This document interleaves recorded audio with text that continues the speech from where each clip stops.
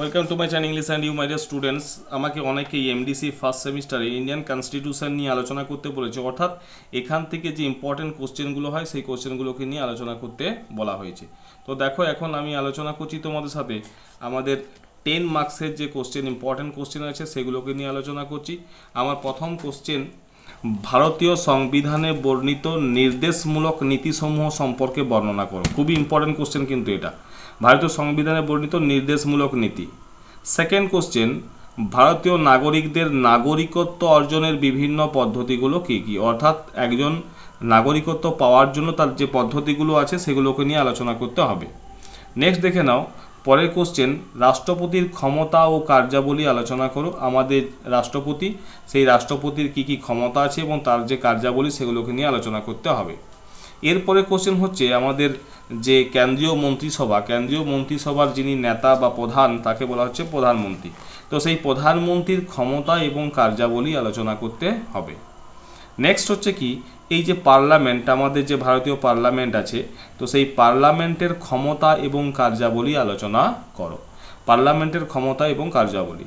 Next হচ্ছে কি, আমাদের বিচার ব্যবস্থা থেকে পরের কোশ্চেন, ভারতের সুপ্রিম কোর্টের ক্ষমতা এবং কার্যাবলী আলোচনা করো।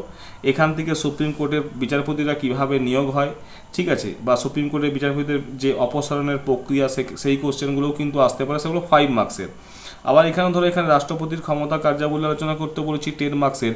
এখান থেকে কিন্তু আরেকটা কোশ্চেন হতে পারে, সেটা হচ্ছে রাষ্ট্রপতি কিভাবে নির্বাচিত হন।